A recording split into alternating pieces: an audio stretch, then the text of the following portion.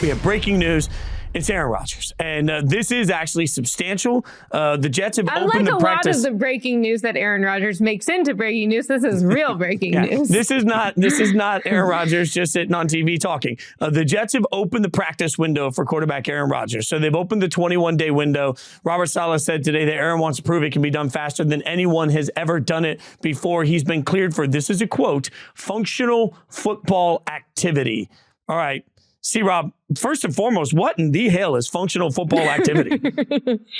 I don't know. The Jets haven't had a lot of it probably this year. So maybe this is an upgrade, just getting some functional football activity going with the New York Jets. I got to believe that right now, whatever he's going to be doing is similar to, throwing on the side, things whenever we see somebody come back from an injury where they're on a separate field.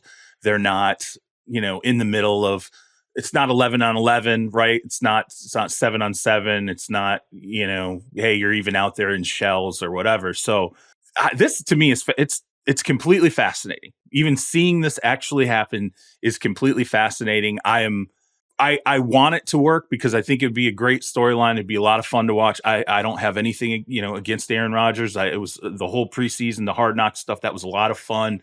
But part of me is also scared that he's going to go out there and tear this again, right? Like that is the scary part of this, is that the second, if the worst case scenario happens, then it's just going to be an avalanche of like, why the hell would you let him back on the field? Like, of course he's going to want to get out there. Why didn't you protect him? Then it becomes like everybody who's involved in this should be fired.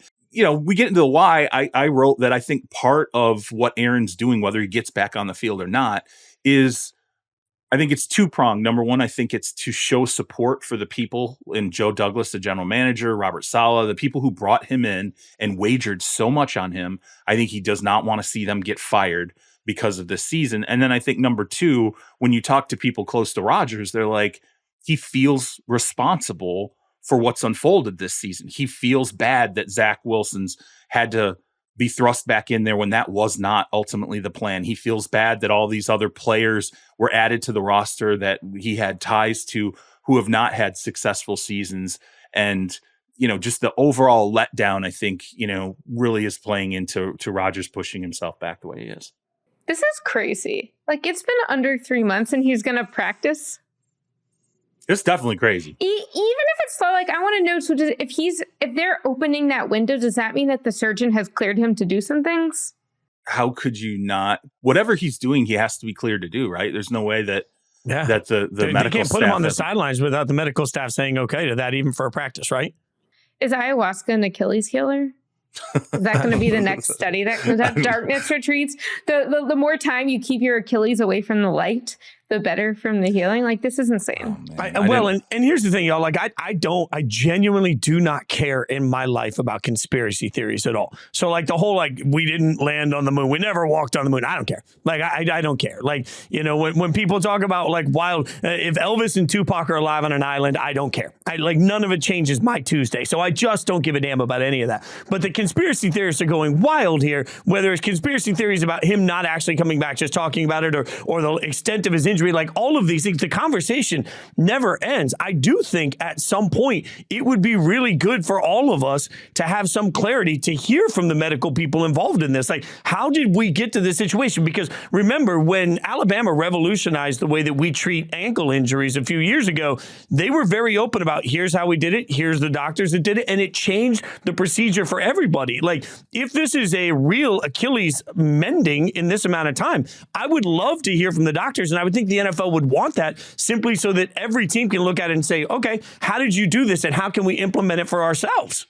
Right. Yeah. I mean, I don't think there's over time, Tommy John surgeries became so expert that they're no longer career killers. And we've seen actually pitchers be better coming out of Tommy John surgeries.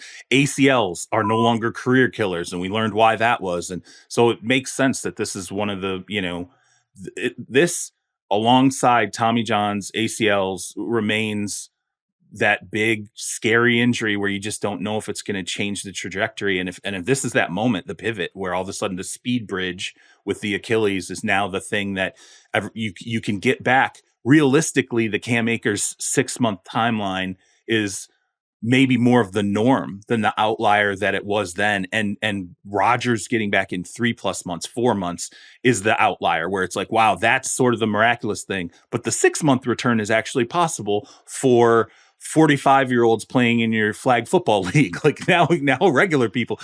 One thing about Rodgers, I will say here though, like this is not a normal, it's not an everyday Joe getting his Achilles. It's like Rodgers he gets the surgery done, he gets the speed bridge done.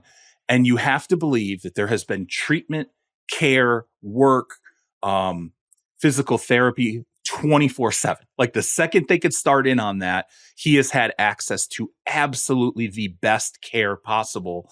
But like you said, I would like to hear from the doctors. Like, was it that? Like, how did he pull this off? Like, what exactly? How much money? Like, put a dollar figure on how much it cost to get him to this point. I mean, I'm very curious just in terms of like the physical therapy and, all the procedures, everything that he's done. I'd be curious to know financially how much something like that would cost. One point that Peter King made in his column this week that I thought was a great point is like this surgeon who's done all these like big surgeries, including Rodgers, is not going to be willing to put his reputation on the line to clear Rodgers. And so if he's getting cleared, like he's really getting cleared. Yeah, I think that's an important thing to point out is that, like, we want to believe that, the Jets are rushing him back in the field or he's rushing himself back in the field. No, the medical people involved, there's way too much liability and reputation involved in it. I think it's pretty staggering. Now, the quote from Aaron Rodgers on the Pat McAfee show was, it's always been first, am I healthy? Then, are we alive? Are we in it? Are we playing good enough to make a run? Can I step in and protect myself, play at the level I'm capable of playing? But it's health first, and are we alive for the playoffs second? Let's update everybody on the standings. They're in 15th in the AFC. That's not exactly alive. They're 4-7. Tim Boyle's their quarterback. I mean, that's the other part of this. Like, are we sort of making much ado about nothing when this 21-day window opens, and by the time he feels ready to come into the game, they could be so far out of this thing that there's no point in it, C-Rob? They can't lose again, right? I mean, Jori, Fitz, right? They can't lose another game. They lose another game.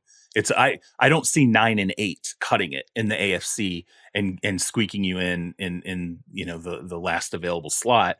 So yeah, I mean, if he's going to stick to that, it probably is much ado about nothing. Although there's this element too of he's not finishing out 2023. He's kickstarting 2024.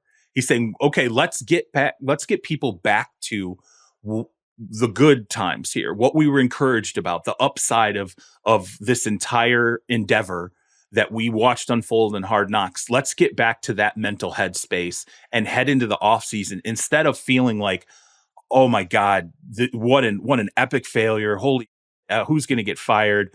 What a disaster. The roster looks like crap. Like how much, or the offensive line's terrible or whatever. What if you can just get people back to a better headspace so you go into 2024 on the right note and saying, hey, guess what? By the way, I'll be in the passing program all off season. There's not this, are we going to be able to trade for him and it runs all the way up to the draft? No, I'm going to be there. I'm going to be with the team. I'll probably go on some retreat with the skill position players as quarterbacks do in the off season. And frankly, I think there's some benefit to that. If he could achieve that, there is some benefit to that because they are not in, as we all know, the right headspace right now. And the other thing I'll note on that is, again, going back to C-Rob's column over the weekend about how Rodgers feels this guilt about what's happened this year, about not just that he got hurt, but that the Jets sold out as an organization to get his offensive linemen in the building, his receivers in the building, his offensive coordinator in the building. I mean, they really tailored this thing around him. And you still had Robert Saleh saying months after he got hurt that this is an offense that was made for someone else. Zach Wilson can only do so much. And so I think that even getting Rodgers back into the quarterback meetings regularly, and I don't know exactly how often he's been there, but I would imagine not fully due to rehab and other things if he hadn't opened the practice window. If he can get back in those meetings and even help Nathaniel Hackett get this offense back on track, maybe Hackett's job is more safe for that reason. Because, I mean, they're keeping Hackett for Rodgers. They're not keeping Hackett because he's done a good job, because, quite frankly, his performance has not reflected that. But if Aaron is coming back, and we all presume he is, I mean, isn't it as simple as he walks into ownership and says, nah, you're not firing anybody? Like, you got two choices. You fire somebody and I don't come back, or you keep everybody and I do. I mean, maybe Aaron's around the building being like, look, here's why you need to keep them. Here's me throwing passes in practice to show you what you've got if you don't let them go. I mean, I think, again, this is not just a campaign of what he wants. I think he'll be actively acting and speaking in a way that is going to reflect, like, I'm going to be here and you're going to have to fire them to my face. I think there's merit to both of those, aspects. I mean, like, there's no doubt in my mind he could probably say to Woody Johnson, like, if these guys go, you're blowing it up and you're like restarting. So where are you getting your quarterback from? Let's start there. Where are you going to get your next quarterback from? How are you going to do this? And, oh, by the way, you still owe me money.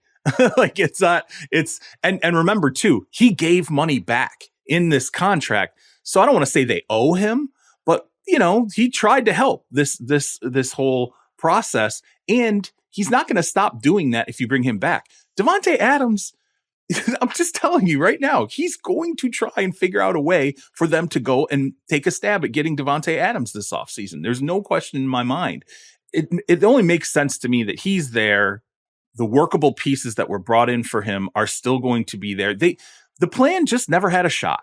They put it all together, and the one thing you couldn't have happened. It scuttled everything. And by the way, Woody signed off on the plan too. He was in the middle of that trade. He was dictating what could or couldn't be given up when they traded for Aaron Rodgers. So he there's a reason why he should see it through. And by the way, he was around when they did the Brett Favre thing, and that only lasted 1 year. And maybe in hindsight, he would sit there and go, maybe we should have given the Brett Favre thing more than 1 year. Maybe we should have tried to take that beyond the single season, which he suffers a shoulder injury that we hide off the injury reports, and the season tanks. Maybe if we had tried to make it work 1 more year, things would have been different for us. I envision this world where Woody Johnson comes in and says, I'm firing everybody. And Aaron Rodgers says, man, I'd sure hate to have to go into the darkness and think about what's coming next year. And then Woody's like, you know what? No, we're good. See, Rob, don't gloss over this. Woody, let's take 3 days to think about this. No lights, no volume. Join me in the darkness for 3 days. Why don't you go back abroad and be an ambassador? We can talk about this next year. According to Tankathon right now, the Jets have the 8th overall pick. We talking about that for Davante? What are we talking about there? Are we getting a first rounder for Davante this offseason there? So to maybe corral with some other picks, move the Raiders into the top 2?